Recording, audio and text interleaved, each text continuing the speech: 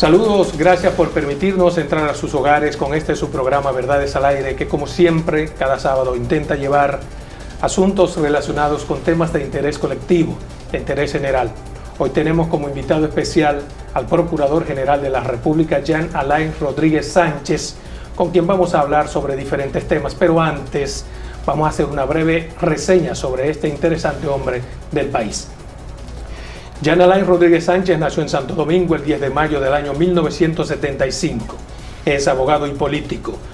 Se graduó de abogado en la Pontificia Universidad Católica Madre y Maestra y luego realizó 3 maestrías en Derecho en la Universidad de la Sorbonne en París, la Sapienza de Roma y en la Escuela Superior de Administración Pública también en Roma, donde hizo una maestría en Derecho Penal de la Administración Pública con honores máximos. Ha sido catedrático universitario por más de 10 años y domina los idiomas castellano, inglés, francés e italiano. Es militante y miembro del Partido de la Liberación Dominicana desde el año 90 y ha trabajado arduamente en las campañas electorales de su partido, llegando a presidir movimientos externos, coordinador nacional de proyectos e integrante de procesos de transición, entre otras cosas públicas. En el ámbito público ha sido director ejecutivo del Centro de Exportación e Inversión de la República Dominicana, asesor legal de la Dirección General de Aduanas, asesor legal del Instituto Dominicano de las Telecomunicaciones, asesor legal del Ministerio de Turismo, abogado auxiliar de la Procuraduría Fiscal del Distrito Nacional en el año 1997, juez suplente y miembro de la Junta Monetaria en el año 2010 al 2012. En el año 2014 fue electo miembro del Comité Central del poderoso Partido de la Liberación Dominicana y actualmente es nada más y nada menos que el influyente Procurador General de la República. Debo admitir que yo pensé, como muchos ciudadanos dominicanos, que usted había sido sacado del sombrero de un mago y puesto como procurador, pero veo que tiene un currículum bastante amplio que le da las cualidades para ocupar la posición. Para mí un placer tenerlo aquí, gracias por aceptar mi invitación. Gracias a ti por invitarme a este programa que comienza y va en gran auge. Es un honor tenerte por acá y sobre todo un programa que tenga dentro de sus siglas la palabra verdad. A eso nos debemos, a la verdad. Gracias, gracias. Debo comenzar de inmediato. Usted tiene 2 años ya como Procurador General de la República. ¿Cuáles podrían ser sus logros a exhibir? No me gusta hablar de logros, sí me gusta hablar de metas cumplidas. Metas, entonces. O de retos vencidos. El Ministerio Público por muchas décadas no había crecido en la misma dimensión que ha crecido la República Dominicana. Para nadie es un secreto que nuestro país ha crecido en el sector turismo con varios millones de habitantes, con varios millones de visitantes en los últimos 10 años, que hasta la población incluso es más de 3 millones de habitantes en 10 años, el sector financiero, el sector construcción, todo ha crecido. Sin embargo, el Ministerio Público aún estaba cumpliendo su rol dentro de las precariedades y posibilidades que le permite la ley y el presupuesto asignado, pero no se había modernizado, no se había reorganizado, no se había fortalecido ni crecido en la misma medida que el resto del país. Y a eso nos abocamos, a eso vinimos, a trabajar, a procurar tener un Ministerio Público moderno, un Ministerio Público eficiente. Hicimos un plan estratégico que tenía varios componentes. El primer componente era la cantidad de fiscales de carrera que se incluían. No teníamos los fiscales necesarios, no lo tenemos todavía, pero diseñamos un plan. Para darte un ejemplo, teníamos y todavía en algunos lugares prevalece la figura del fiscal itinerante. Algunas comunidades con varios miles de habitantes donde tú tienes un fiscal un día a la semana. ¿Cómo vamos a procurar justicia con un día a la semana? Así no se procura justicia. Ni tampoco vamos a designar fiscales por auto, porque no es lo que te manda nuestra ley actual. Lo que manda es hacer un concurso abierto donde toda la ciudadanía que tenga las condiciones, el mérito profesional, los requisitos académicos, pues pueda entrar como fiscalizador si supera las pruebas. Hicimos una primera evaluación, un primer concurso e ingresamos al sistema 250 nuevos fiscalizadores. Ahora hemos hecho un segundo concurso y entrarán unos 267. Ya con esas 2 medidas... ¿Cuándo arranca ese segundo? Ya arrancó. De hecho, a mediados del año próximo entran al sistema estos nuevos fiscales. Con eso estamos aumentando la matrícula en un 50% de fiscales de carrera, porque es lo que manda la ley y queremos un Ministerio Público como manda la ley. El segundo pilar estratégico es la calidad, así lo definimos de forma corta. Cuando nos referimos a la calidad, nos referimos precisamente al nivel de preparación que deba tener. Si bien es cierto que ya han superado las pruebas iniciales, todavía les falta, porque queremos un Ministerio Público fuerte, con cambios. Y vimos y tenemos una escuela del Ministerio Público que ha venido cumpliendo su rol a través de los años. Pero nosotros no queremos que las cosas permanezcan igual, queremos que mejoren. Y vimos que había un muy buen número de capacitaciones al año. Te hablo que en el año 2016 teníamos cerca de 100 capacitaciones con unos 2.400 capacitados. Pero no queremos dejar las cosas igual. Duplicamos y ya para este año 2018 vamos a cerrar con más de 200 capacitaciones y casi 6.000 capacitados. Hay dos planes que ustedes tienen que a mí me lucen sumamente interesantes. Un plan nacional de lucha contra la violencia contra la mujer y el plan nacional de humanización de las cárceles. ¿Podría destacarnos cuáles han sido los avances? Con muchísimo gusto. Te termino la idea con el tercer pilar, que es dotar al Ministerio Público de las herramientas necesarias para que haga su trabajo, que tampoco lo tenía. ¿En qué consiste eso? Equipos de informática, servidores adecuados, nuevos portales, nuevo servicio web, sistemas de investigación, herramientas, cámaras, computadoras. Tan solo en el primer año nosotros ingresamos al sistema 1.500 computadoras para los fiscales. O sea, habían fiscales que tenían 4 fiscales, una sola computadora. ¿Cómo vas a dar un resultado eficiente, efectivo, compartiendo una computadora con 4 personas? Todo eso ya lo hemos venido... A nivel nacional. A nivel nacional. Lo hemos venido resolviendo y todavía, por supuesto, quedan retos. Pero ya con eso tenemos un Ministerio Público más fortalecido hoy y que comienza a dar resultados tangibles. Esos casos que se ven que de repente no se tenía nada y quién asesinó a esta persona y en 24, 48 horas se presenta, mira, estaba acá, lo hizo él, lo hizo bajo tal circunstancia, tal agravante y vamos a someterlo a medida de coerción, prisión. No es casualidad, es el resultado de esa política.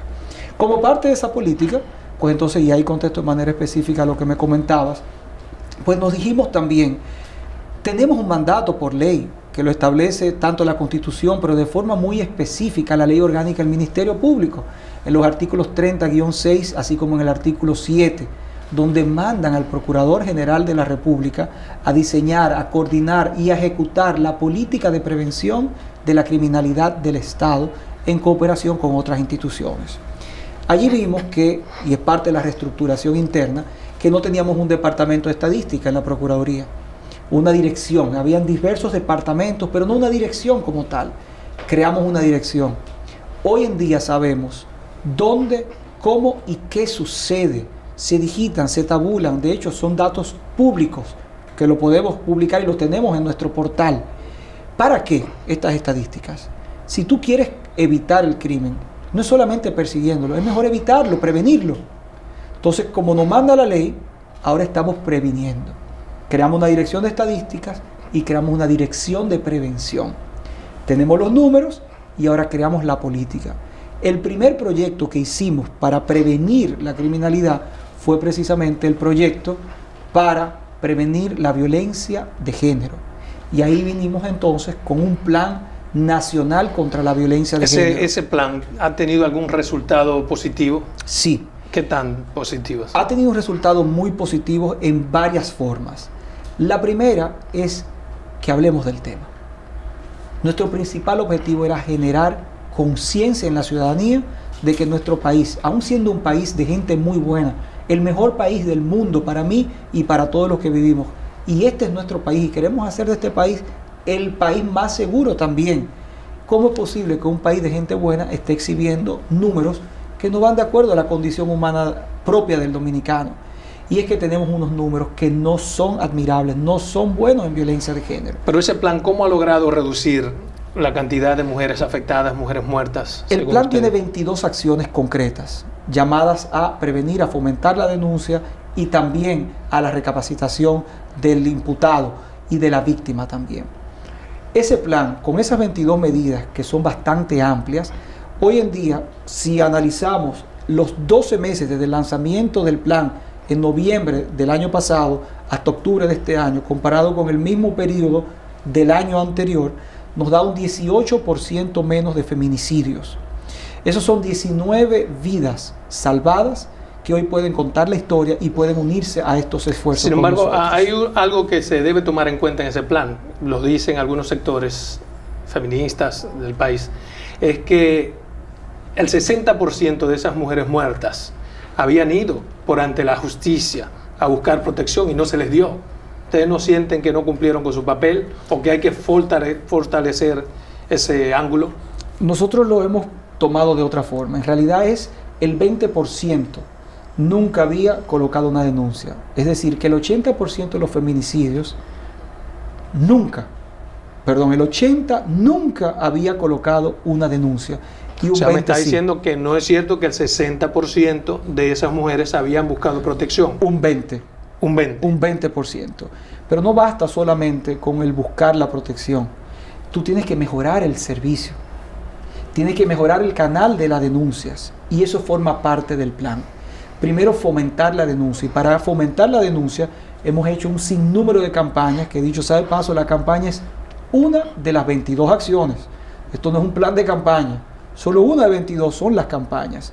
Y hemos logrado a través de esa campaña que todo el mundo genere conciencia de que tenemos una situación, aún no siendo el año pasado el peor que hemos tenido 3-4 años peores en estos últimos años, pero queremos acabarlo, porque aún con esa reducción que te he dicho, no es que sean buenos los números, reducimos un 18%, pero siguen siendo malos los números, y eso simplemente nos sirve de esperanza para ver que sí se puede.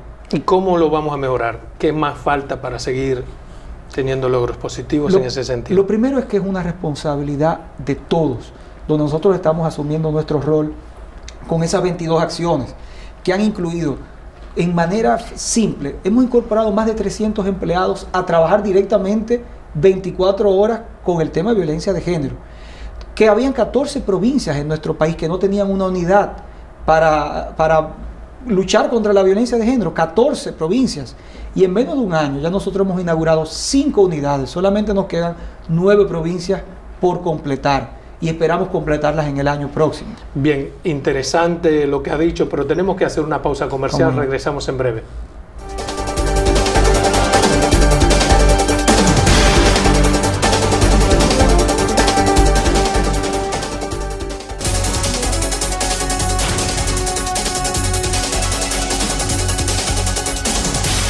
Bien, gracias por continuar con nosotros en su programa Verdades al Aire, hoy con esta interesantísima entrevista con el Procurador General de la República, que nos está hablando sobre algunos planes de sumo interés para el pueblo dominicano.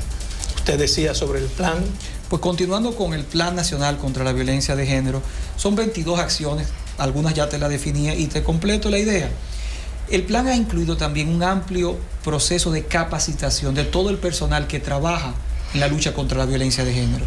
Eso ha incluido capacitaciones a la Policía Nacional, a los miembros del Ministerio de Salud que interactúan con nosotros, al propio Ministerio Público, a psicólogos, a forenses, todo el mundo capacitando para poder dar un servicio más eficiente. Te ha incluido también el poder tener un acceso mayor a la denuncia. Venía la campaña de denuncia, pero con un servicio. Y me refiero a la línea Vida, una línea que previamente funcionaba solamente en horario diurno y que hoy en día te funciona 24 horas al día. ¿Policía está bien integrada a este plan? Sí, hemos tenido... Porque hay ciudadanos que quieren poner una denuncia en cualquier destacamento y le dicen, no, aquí no se puede. No, que debe ser en la Fiscalía. Debe ser en la Fiscalía, ese es el lugar correcto. Tú puedes ir al destacamento, te debe dar el servicio. ¿Y la protección? Pero ahí debo decir que tenemos una colaboración muy positiva por parte del actual y el pasado también director de la Policía Nacional. Definitivamente hay un reto y muchos espacios de mejora, pero la actitud y la disposición tenemos que reconocer que ha sido muy positiva y la valoramos. Y así continúan todas las acciones, nuevas unidades, nuevo equipamiento, campañas, la línea Vida para el territorio nacional, con un equipo que tanto de una plataforma digital que te aguanta 50 líneas de salto automático al mismo tiempo, y así continúan todas las acciones. Educación, para que desde pequeños te sean educados en colaboración con el Ministerio de Educación, que también ha sido un gran aliado, para que las escuelas, también con el Ministerio de Educación Superior para las universidades, pero además de todo hemos integrado hasta el Ministerio de Defensa, colaboración con cientos de instituciones para más de 60.000 charlas que hemos dado de manera directa, el equipo nuestro, directo y de vinculados. Eso súmale todo el resto del personal.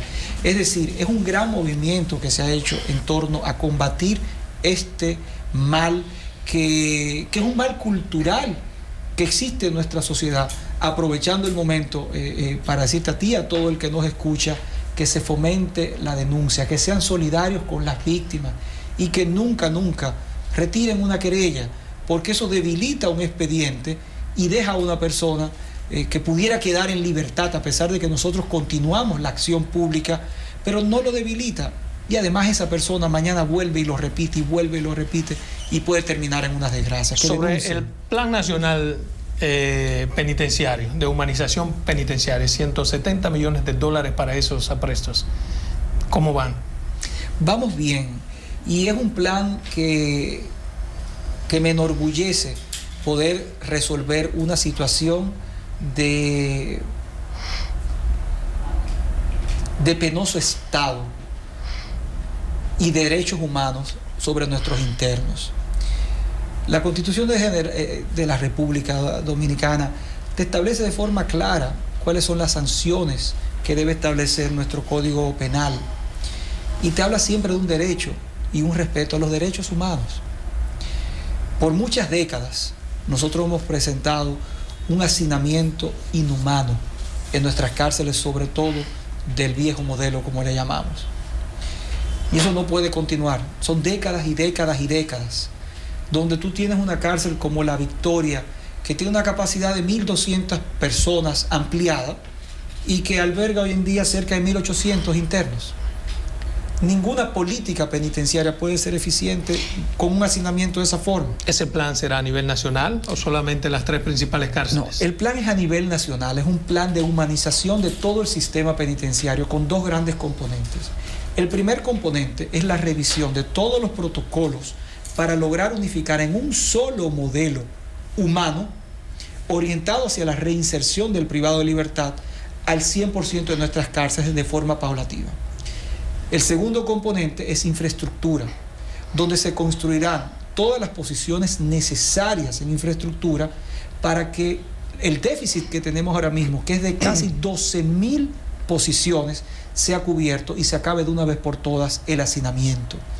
Eso significa que vamos, ya sea o a ampliar o a construir instalaciones penitenciarias que van a resolver a nivel nacional totalmente el tema del hacinamiento. Aquí podremos decir, Dios mediante, en años y unos meses, que cada interno tiene un espacio, una cama, digno, decente, limpio, humano. Está preso, está allí en un recinto penitenciario. Pero todo esto, y vuelvo al componente primero, para una reinserción en la sociedad, que cumpla su pena, 20 años, 30 años, 5 años, lo que mande la ley y digan los jueces. Pero que cuando esa persona salga de allí, no sea un temor para ti o para cualquier otra persona decir ese es un aunque no depende de la comodidad que usted le ponga en la cárcel, ¿eh? No, es que no es comodidad, es humano. Ojo, o el trato humano que le demos en la cárcel. Hablamos de trato humano. Sí. Y sí, está probado científicamente que en los sistemas penitenciarios donde se dirige a la humanización, pero de capacitación, de tecnificación, que esas personas tengan una oportunidad de reinsertarse en la sociedad, que tú le cambies el chip, que puedas con psicólogos, con tratamiento, poder hacer de esas personas de mal, personas de bien. Y que cuando salgan no vuelvan a delinquir o que no salgan peores, como puede suceder, que así esté segura. Y eso es prevención terciaria, eso es prevención de la criminalidad, que cuando transitemos en nuestras calles estemos más tranquilos. A eso yo como me comprometí. Y por eso el 16 de agosto del año 2016 yo juré ante la patria y Dios que iba a hacer cumplir las leyes, y las leyes me mandan a un sistema penitenciario más humano, más abocado a la reinserción, como debe ser. Bien, quisiera tocar otro tema con usted. ¿Cómo va el proceso de conformación de la selección de los jueces para el Tribunal Constitucional? Usted que es miembro del Consejo Nacional de la Magistratura. El proceso va bastante bien y dentro de un cronograma. ¿Te garantizan transparencia? Sí, siempre, totalmente. Eso nos rige a nosotros y siempre nos ha distinguido. No me refiero a usted. ¿Usted cree que el proceso en sí será transparente, que no habrá...? Totalmente. Es un proceso que va mucho más allá en la transparencia que exige la ley. De hecho, la comisión y que preside el señor presidente de la República como presidente, no solo de la República, sino también del Consejo Nacional de la Magistratura, pues hemos aprobado reglamentos y normas que van más allá en niveles de transparencia, en niveles de exigencia también, respecto a lo que te establece la ley dentro del marco de lo que la ley te permite ampliar. En aras de esa transparencia, quisiera preguntarle, ¿es cierto que usted y Reinaldo Pared Pérez se oponen a que el proceso se haga de caras al sol? O sea, con la intervención de los medios. No. Desde el principio a final, ¿por qué? No hay ningún tipo de oposición. Nosotros hacemos lo que manda la ley, pero además lo que manda la prudencia. Y para nada, es todo lo contrario. El proceso de entrevista va a ser un proceso público. Y no está la comisión necesariamente obligada. Pero la votación no va a ser pública entre ustedes para decidir. Nunca es pública en ningún lugar del mundo. Pero se ha pedido ahora que sea pública. ¿Por qué no es posible eso? A mí no me lo han pedido y si me lo pidieron en algún momento, me encantaría entender el porqué de hacerlo público si en ningún lugar del mundo se hace público. Bueno, quizás para que la gente vea quién votó a favor de quién y así tener un termómetro de hacia dónde se inclinan sus nuevos jueces. Ahí están las actas que dicen quiénes son aprobados y hacia dónde se va y hacia dónde no. Y en mi vida he tomado una decisión que no sea la que yo creo, en el criterio propio dentro de la dignidad, la ética y lo mejor hacia mi país. Ahora bien, siempre hay que estar atento de quienes a veces piden cosas, qué quieren, qué buscan detrás de todo eso. A veces no quieren, a veces sencillamente quieren generar una respuesta negativa para poder decir, se oponen a aquello o se oponen a esto. Seamos inteligentes, astutos. Si en ningún lugar del mundo, o en muy pocos lugares, si es que hay alguno, se hace así, ¿por qué lo quieren hacer? Veamos los modelos desarrollados, donde hay institucionalidad, donde funcionan las cosas. Así queremos la gran mayoría de ese consejo. Mire, arrancó de nuevo el proceso del caso de Brecht. ¿Ustedes esperan, el Ministerio Público espera condenas? ¿Cree que con las pruebas que tienen son suficientes para que haya resultados?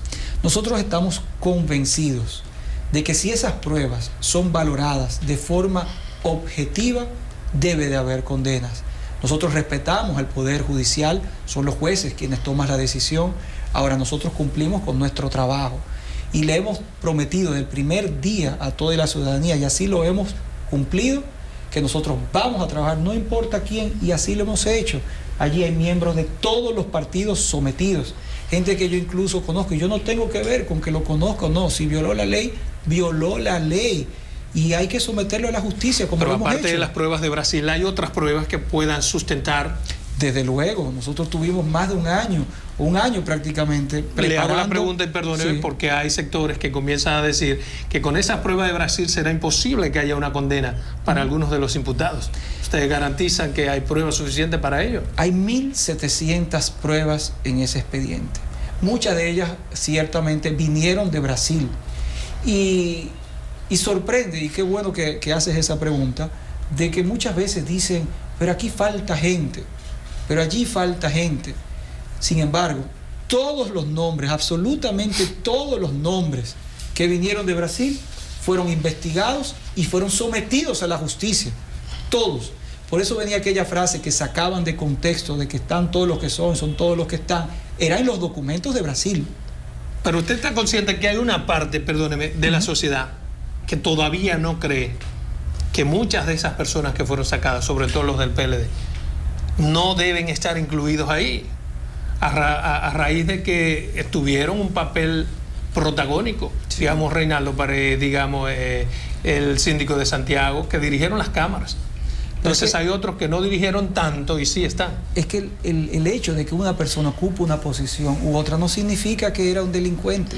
No es por un tema de estadística y de estar sentado y mirando. No es por haber dirigido. Esto se pasa en haber delinquido, en haber cometido un crimen, en haber hecho actos de corrupción. Y todo aquel que diga algo así, que por favor me facilite algo de pruebas, porque Nosotros a todo aquel que hemos obtenido, y mire que hemos obtenido mucho. Recuerden ustedes que un caso de soborno se hace escondido. No es que la persona se tire un selfie o se hace un video cuando está recibiendo un dinero. Fueron muchas las diligencias que tuvimos que nosotros hacer para descubrir personas. Y yo no descarto que hay otras personas, y siempre lo he dicho. ¿Podrían ser incluidas, eso le iba a preguntar, nuevas personas? Hasta el infinito. Todo aquel que haya cometido un acto de corrupción. Pero me refiero en el proceso de investigación que ustedes hacen. En todo proceso, en ese proceso y en cualquier proceso, y lo hemos dicho y reiterado. Ahora, todo está en las pruebas que se tengan. Cuando tengamos más pruebas, pues podemos someter más personas. Claro. Interesantísimo. Continuamos con este conversatorio con el Procurador General de la República en unos instantes, porque ahora es importantísimo irnos a comerciales.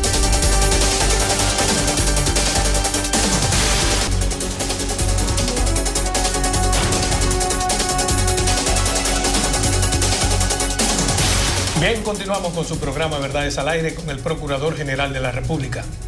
Quería preguntarle, luego de venir de comerciales, ¿existe la posibilidad de esos que fueron beneficiados con una delación premiada de que puedan venir a ser interrogados? No se descarta nada en un proceso de investigación y en un juicio. Todo es posible. Lo que sí puedo decirte es que allí están los testimonios de esas personas debidamente certificados que dicen que quién le dio dinero a quién y cómo. Entonces, tenemos los elementos de prueba suficientes, pero no solamente tenemos lo que vinieron de Brasil. Nosotros hicimos una investigación seria y se evaluaron las finanzas, los movimientos bancarios, las propiedades, lo que habían comprado, vendido, lo que habían movido, todo. Pero como se trata de un sistema adversarial, de un sistema en que las pruebas tienen que ser controvertidas, es inminente que ellos tengan que estar aquí para que la contraparte pueda... No, porque es un testimonio. Un testimonio. Y ese testimonio ya es una prueba de por sí. La prueba testimonial, como lo establece el código. Lo que a mí me encantaría... ¿Y cómo la otra parte derriba esa prueba si no puede contrastarla? Es que aún tú trayéndolo es un testimonio y no lo va a derribar con un tú a tú. El testimonio es prueba válida establecida en nuestro Código Procesal Penal. Ahora, me encantaría que derriben lo que pueden derribar, que no se tumba con palabras. Por ejemplo, si tú tenías un salario X y que tú sumas todos los salarios y que sumando todos esos salarios y que ni siquiera consumiendo, vamos a entender que tú no comiste, que no pagaste luz, que no pagaste teléfono, que no consumiste nada, te da 8 millones de pesos durante tu posición. Sin embargo, moviste varios cientos de millones de pesos. Yo quiero que tú en un juicio le explique aún a los ciudadanos, al pueblo dominicano, de dónde tú sacaste eso. Usted descarta... Perdona, si tu esposa no trabajaba, nunca cotizó en la seguridad social, nunca movió un solo dedo, yo quiero que tú le expliques al pueblo dominicano cómo tu esposa tenía 80 millones de pesos en su cuenta bancaria. Eso es algo que usted dijo ayer y yo lo tengo incluido en mis preguntas. ¿A quién se refirió usted? ¿Quién tenía los 80 millones de pesos? No, y le hago la pregunta porque 80 millones de pesos, muchos de esos implicados pueden tenerlo trabajando. No, vuelvo y te digo, te hablo de casos donde la esposa nunca trabajó. Y cuando digo nunca trabajó es que nunca ha cotizado en la seguridad social. Si tú trabajas, tú estás obligado a cotizar. Estás obligado. Aunque aquí hay empresas que no cotizan, aún cuando uno trabaja. Estás obligado. Si tú no trabajaste, tú no pasaste por ahí. ¿Pero cuál es el imputado? Eso se discute en un juicio. ¿Y cuál fue el que vendió su vaca a los hijos y a la esposa? Pudiera ser quizás el mismo. El mismo. Pero, de nuevo, todo eso en el tribunal, que es el foro necesario. Ahí es donde debe discutirse todo esto. Pero, por Dios, no engañemos a la ciudadanía, que todo el mundo sabe. Si a eso vamos, que son inocentes. Nosotros tenemos 26.000 internos en la República Dominicana, privados de libertad. Ve y pregúntale si uno de los encartados. Todos te van a decir, no, yo nunca he hecho nada, somos todos inocentes. Por Dios, el pueblo sabe y tiene que saber y tiene que haber consecuencias. Bueno, hay uno de los encartados que insiste en que su apresamiento, su encartamiento es político. Por Dios. ¿Usted lo rechaza? Que los tentáculos políticos estén metidos en este caso de Brecht. Yo no ando en política, yo ando en trabajo y en combatir la corrupción y combatir la criminalidad. Ese mismo encartado, si me parece que es la que te refieres, dice que nunca no habían notificado que, por Dios, que lo estaban investigando. Si a todos se le interrogó aquí, a todos se le dijo, usted está siendo investigado en un proceso de esto y de esto y de esto, Por Dios, y además hay que decirte también, te estoy investigando para que escondas todas las pruebas. No, aquí trabajamos callados. Parte de la sociedad, con resultados. Parte de la sociedad un poco como que se predispone cuando oye a juristas como Jorge Subero Isa, que dice que de este caso no va a salir nada. ¿Cuál es su valoración? Por Dios, que se lean el expediente. Yo invito a que se lean el expediente. Y el que se lea ese expediente y diga que no hay pruebas y que no vea 1.700 pruebas, después usted le pregunta de qué imputado es amigo o a qué representa de esos intereses. Mire, como parte de la construcción de su alijo de prueba, usted había solicitado a la Cámara de Cuentas algunas auditorías. Sí. ¿Qué pasó con esas auditorías? ¿Las tiene? ¿Son parte ya del expediente? Todavía son dos temas separados. Recuerden, señores, y no quiero culpar ni quitar culpa a la Cámara de Cuentas, pero esa es una atribución de la Cámara de Cuentas. De hecho, hay algunos que han dicho, la Procuraduría debería. Yo no puedo violar la ley. Incluso hay sentencias de la Suprema Corte de Justicia que han anulado procesos donde la Procuraduría ha presentado informes peritales de sobrevaluación y se lo han rechazado. Solamente la Cámara de Cuentas puede evaluar la sobrevaluación. Ha transcurrido poco más de un año y algo. ¿Qué alega la Cámara para no entregar esos documentos? Que están trabajando. Que están trabajando. No es sencillo auditar esa cantidad de obras. ¿Pero a usted le consta que la Cámara está haciendo su trabajo? Entiendo que están trabajando, les creo. Cuando me lo dicen, yo les creo, lo que espero es que me entreguen los resultados. Y si me entregan esos resultados, pues vamos a ver si hubo sobrevaluación, porque son ellos los que lo dicen. Y si hubo ahí una violación a la ley penal. Recuerda que la sobrevaluación puede tener una violación a la ley penal. Y si la tiene, nosotros actuaremos conforme lo manda la ley. Pero no podemos someter por sobrevaluación sin tener el peritaje de sobrevaluación. Estaría yo violando la ley y eso nunca lo haría. Ni por presión, ni por ninguna otra razón. Aquí actuamos conforme la ley y eso es lo que quiere nuestro país, un cambio, que se aplique la ley al 100%, no que se ande divanando por un interés aquí o allá. Mire, probablemente se asomen dos casos sobre posible corrupción en el gobierno. Uno está relacionado con la venta de un edificio al Ministerio de Industria y Comercio. Ustedes están investigando qué han hecho en ese sentido. Se quejan parte de los abogados de que hace un año que dieron parte al Ministerio Público y nada se ha hecho. A nosotros no nos ha depositado ningún tipo de evidencia que narre sobre ese tema. Todo lo hemos visto en los medios de comunicación y de hecho se le ha exhortado a las mismas partes que han hablado sobre ese tema a que no hagan un alegato de que me dijeron que... No, señor. O sea, usted no conoce, el procurador no conoce el caso de Industria y Comercio. Hay un caso de una deuda que se está conociendo. Y sobre esa 600 deuda, millones. hay una deuda entre dos partes privadas.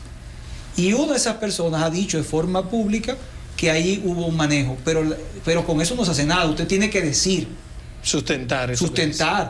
De no las pruebas, porque aquí algunos, 2 o 3, viven hablando sin un sustento y eso puede ser verdad o puede ser mentira y nosotros tenemos que ser cuidadosos porque tampoco se le puede hacer un daño a una gente por una quizás sí, quizás no calumnia. Nosotros actuamos con pruebas, con evidencia, que si nos dan el indicio salimos a buscarla. Y sobre el caso de la jurisdicción inmobiliaria, las diabluras que se cometieron allí, ¿cómo van esas investigaciones que han hecho? Tenemos un proceso de investigación abierto con una comisión de expertos que está trabajando arduamente para poder dar con el fondo a ver si allí hubo una infracción a la ley penal. Y es un tema muy serio que por lo que nosotros hemos podido ver preliminarmente, pues debe de haber una investigación profunda que llegue hasta el fondo de este asunto. Usted ha dicho que no descansará hasta cuando vea que hay casos de corrupción. Hay algunos casos que la sociedad todavía tiene en su memoria. El caso Pimentel Caré. ¿Qué ha pasado con ese caso? ¿Y cuál es la ese investigación caso? Del hospital Nosotros no tenemos un proceso sobre eso, tampoco. De nuevo, se habla de la sociedad, pero ¿cuál sociedad? ¿Dónde están esas personas? Aquí hay que ponerle nombre y apellido de forma responsable. Que a tal movimiento, que tal gestor, que no sea responsable. Porque hay que ser responsable en la vida. Aquí estoy yo dando la cara, con las verdades. Pero hablemos las verdades, pero hablemos con sustento. No hay que hacerle un daño a una persona o a otra. Hay que actuar en justicia. Nuestro país está cansado de la impunidad y hay que trabajar para eso, pero con hechos, con pruebas. Porque esto es un Estado de Derecho. Si no, nos abocamos al caos y al anarquismo si actuamos como locos. Aquí hay que actuar bajo la regla, cumplir la ley y de forma activa, sin descanso. Sobre el caso Emily, ¿cuándo apelarán ustedes? Tan pronto no sea notificada la sentencia. Ya se ha reenviado varias veces la lectura de la misma, luego ellos nos notifican e inmediatamente nosotros nos notifiquen, pues preparamos nuestra apelación conforme el dispositivo como venga. Lo hemos anticipado, estamos completamente en desacuerdo con esa sentencia. No es solamente en desacuerdo, yo me siento personalmente indignado. Yo tengo hijos, yo tengo familia y antes de ser procurador soy un ciudadano. Y eso que se hizo, aunque respetamos a los jueces porque es su facultad, también tenemos el derecho de expresar que no estamos de acuerdo y a representar a las víctimas. Nosotros vamos a seguir luchando. Nosotros pedimos 30 y 20 años para esas personas y por tipificaciones muy claras. Eso fue un asesinato con complicidad. Eso no fue solamente distracción de menores. Distracción de menores es un elemento, pero allí también hubo procuración de impunidad y nuestras leyes, las de hoy, te tipifican de forma clara que si tú tratas de procurar impunidad para un hecho mayor, tú tienes incluso penas similares. Y eso que hizo esa señora fue cómplice y procuró impunidad. A mí que no me hablen que fue solamente poder ocultar un cadáver. No. Mire, hay otro fue caso. Mucho más que eso y todo el mundo lo sabe. Ella colaboró prestando su apartamento, le dio las llaves, le dio la orden y la instrucción a él, pero además de todo pagó 100,000 pesos para que se moviera el cadáver de un sitio a otro. Es una participación activa con hechos previos, durante y después del asesinato. Y esa sentencia no es justa ni es la que merece un hecho de esa magnitud. Y yo voy personalmente a continuar luchando para que en ese y en cualquier otro caso se haga justicia. Cumplimos con nuestro rol y los jueces deben cumplir. Y por último, recuerda que ese era un caso donde no había nada, donde todo lo que había era esa misma señora dando una declaración descarada, llorando, descarada a la opinión pública, diciendo: Emily, ¿dónde estás? Por favor, aparece, Emily, ¿dónde te queremos? Sabiendo ella que su hijo, con su complicidad, la había asesinado. Y gracias a la tecnología, gracias al trabajo del Ministerio Público, con colaboración de la policía, descubrimos todo, lo sometimos y queremos justicia y lo vamos a perseguir. Hay otro caso que consternó mucho a la sociedad y todavía espera justicia, es el caso de Junior. ¿Cómo anda el proceso de extradición de uno de los implicados? El proceso va, pero es un proceso que hay que respetar las leyes de otros países. ¿A qué nivel va? Así como nosotros somos soberanos, pues también los Estados Unidos de América tienen sus leyes que hay que respetarlas. Sí, pero ¿qué se ha hecho desde aquí? Tuvimos el primer, estamos en contacto constante con las autoridades norteamericanas y así como también con la colaboración de nuestro consulado en Nueva York. Él está preso, eso es lo primero, O sea, que demos cuenta que está preso. Y ojo, una prisión que no cuenta y no se computa en República Dominicana, será adicional a lo que logre determinar un tribunal acá. Ya tuvimos una primera victoria, que fue que le rechazaran a él el quedarse allá. Ahora asumo yo que él va a apelar, o que debe de estar apelando en estos días, y el procedimiento seguirá conforme las normas. Pero por más que trate de dilatar, a todo el mundo le llega el brazo de la justicia. Las investigaciones sobre Quirinito, que está prófugo, ¿cómo van? ¿Podríamos dar una noticia al país de que antes de que termine el año el hombre estará aquí? A usted como ciudadano le gustaría, al igual que yo, que lo agarráramos, ¿verdad? Yes. Entonces no puedo darle los detalles de cómo va la investigación. Pero va la investigación, va avanzada. Desde luego que sí. Pero va muy avanzada. Desde luego. Los organismos de inteligencia del país están trabajando con ese tema. Yo confío en nuestros organismos y sé que nos presentarán resultados positivos. Mire, hay un proyecto de ley en el Congreso Nacional, un anteproyecto de ley sobre la castración de los hombres que cometan actos de violación. ¿Cuál es su valoración sobre este proyecto? ¿Usted lo favorece? Me da la respuesta en unos momentos porque nos vamos nueva vez a unos comerciales interesantes.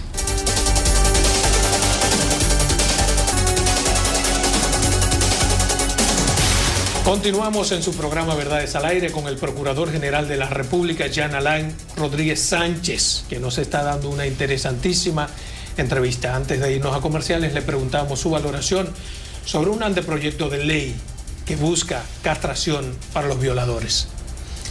Bien, nuestra Constitución es bastante clara y te indica cuando alguien viola la ley cuáles deben ser las vías de consecuencia. Y las vías de consecuencia son la privación de libertad. Ya luego nuestro Código Penal te establece cuáles son las penas dependiendo del tipo de infracción que tú hayas cometido. Un proyecto de ley que mande a castrar a las personas es sencillamente contrario a la Constitución de la República Dominicana. El artículo 42 de nuestra Carta Magna te establece todo lo que son los derechos que tenemos como personas, independientemente de lo que haya hecho uno u otro, sigue siendo una persona. Y en ese solo párrafo, que tiene 5 o 6 líneas, te indica en 4 puntos la prohibición de tú poder imponer cualquier tipo de sanción que sea de por vida. O sea, se opone el procurador al proyecto de ley que busca la castración. Más que una oposición, que sería una atribución del Congreso o de un congresista, nosotros opinamos desfavorablemente y opinamos que sería contrario a la Constitución. Pero una oposición no hacemos porque esa figura nosotros no la tenemos en el ejercicio del buen derecho. No estamos de acuerdo porque viola el artículo 42 de la Constitución de la República Dominicana. Mire, el presupuesto que regirá a partir del año próximo para la Procuraduría, a partir de lo que usted ha dicho y los proyectos que tienen en carpeta, ¿es suficiente? No, la verdad es que vivimos en un país en vía de desarrollo y todas nuestras instituciones requieren de mayor presupuesto, pero para mayor presupuesto se necesitan mayores ingresos. Y nosotros somos comprensivos, aunque no sea el presupuesto necesario, de las decisiones que toma el Congreso Nacional a sugerencia del Poder Ejecutivo. Y no es suficiente, absolutamente no es suficiente. Pero si te dan limones, haz limonada.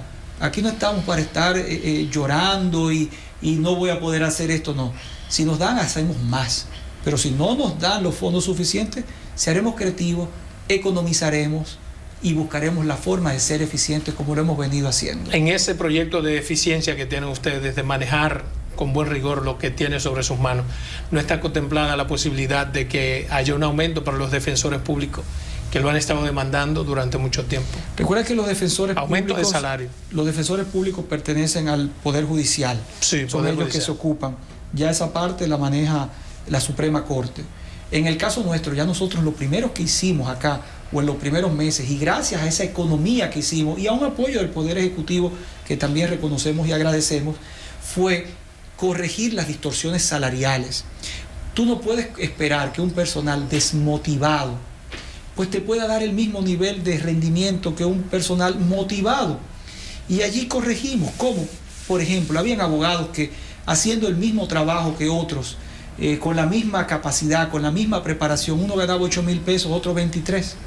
Y nosotros igualamos todo eso, y de 300 y tantas escalas salariales la redujimos a unos 120, elevando a niveles más aceptables. Eso conllevó un aumento del salario promedio de todo el personal administrativo y de carrera a cerca de un 25%, cosa que no se había hecho en muchos años en la Procuraduría. Y eso generó todo esto que tú estás viendo, una buena disposición del Ministerio Público, que tú tengas gente que esté más dispuesta a capacitarse, a trabajar, a ser más ético también. Y por eso hemos ido reduciendo esa brecha de situaciones que se presentaban antes con un Ministerio Público hoy más moderno y más eficiente como manda la ley.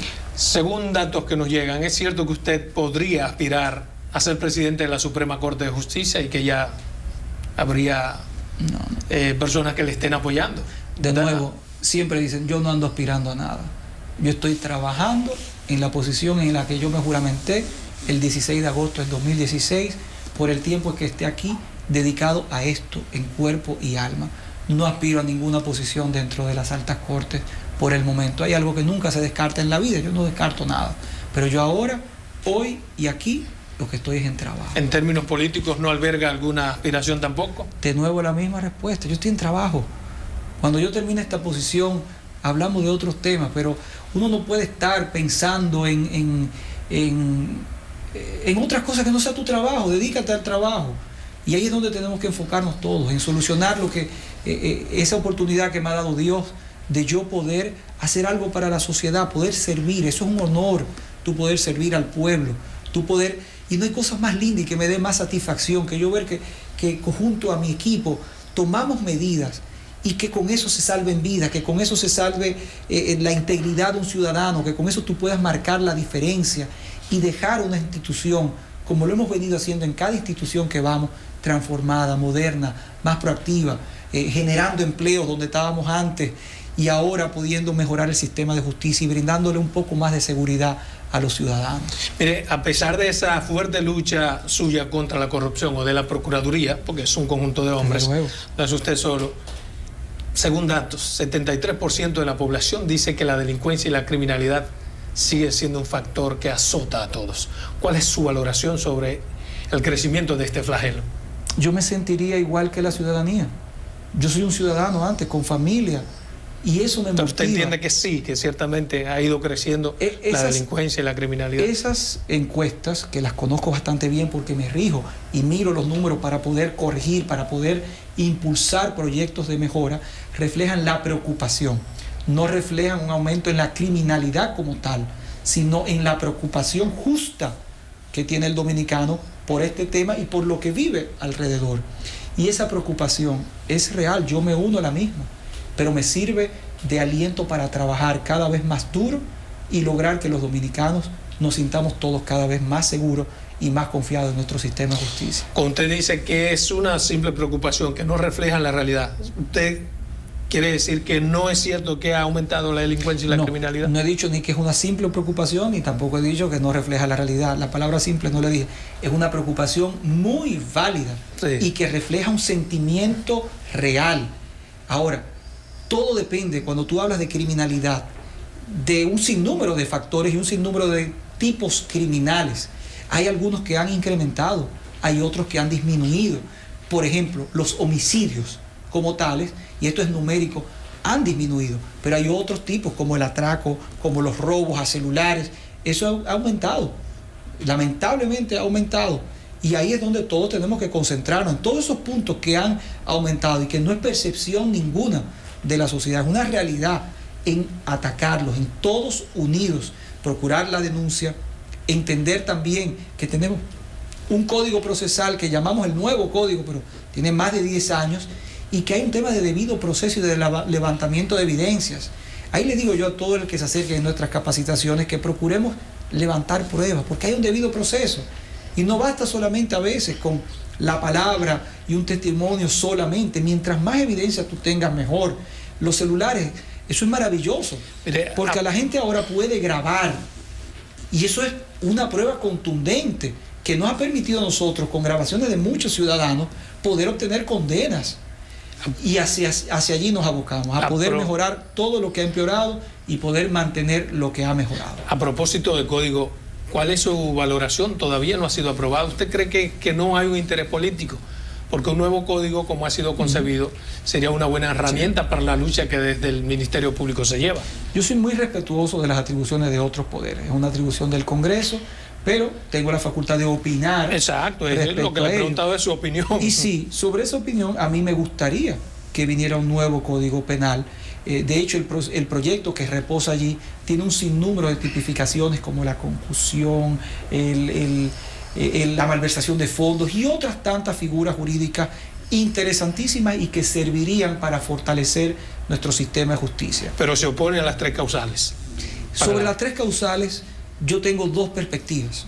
Tengo una perspectiva como ciudadano, que podría dártela, sí, pero yo ahora mismo no soy el ciudadano. Yo estoy aquí en la condición de Procurador General de la República. Usted ambas cosas, pero deme la que usted quiera. Por lo tanto, yo me aboco, como lo comenté hoy, sí, en el Congreso, a la deliberación del Congreso Nacional, esperando que se aboquen a lo que dice la mayoría de la democracia de nuestro país. Pero como persona usted tiene una opinión, me dijo. Sí, pero yo no soy aquí una persona. Yo aquí soy el Procurador General y no puedo quitarme del cargo mientras tenga el decreto. Finalmente, y debo respetar al Congreso. Aparte, exacto, estoy de acuerdo con usted. Aparte de Procurador, usted es un ente político. ¿Cuál es su opinión sobre la reelección? ¿Te la favorece, sí, o no? Al político. A pesar de que tengo el derecho de poder opinar al respecto, porque la única prohibición que tiene la ley orgánica que rige la materia es de no participar en actividades políticas, pero por la independencia que rige al Ministerio Público y al equipo de trabajo digno que me acompaña, yo durante mi gestión, no solamente no he participado en ninguna actividad política, sino que no me aboco a opinar sobre ningún tema político. Mientras yo esté trabajando este tema, yo prefiero abocarme, aún tenga el derecho. ¿Pero por qué? Porque es que yo estoy trabajando no para un partido, no para un ente u otro particular, yo estoy trabajando para el pueblo dominicano. Entonces yo no voy a opinar mientras esté activo en esta posición de ningún tema político. ¿Por qué? Porque no, prefiero no hacerlo, aún tenga el derecho. Yo me debo al sistema de justicia y hablemos de justicia, que es lo que yo procuro, como tal cual lo manda el cargo. Y por eso lo hemos entrevistado como Procurador de la República. Bueno, para mí ha sido un placer tenerle aquí en su programa Verdades al Aire. Gracias por aceptar nuestra invitación, muy amable. Gracias a ti por la invitación y espero pronto poder también venir al programa de nuevo. Gracias. Siempre estaremos dispuestos. Muchísimas gracias.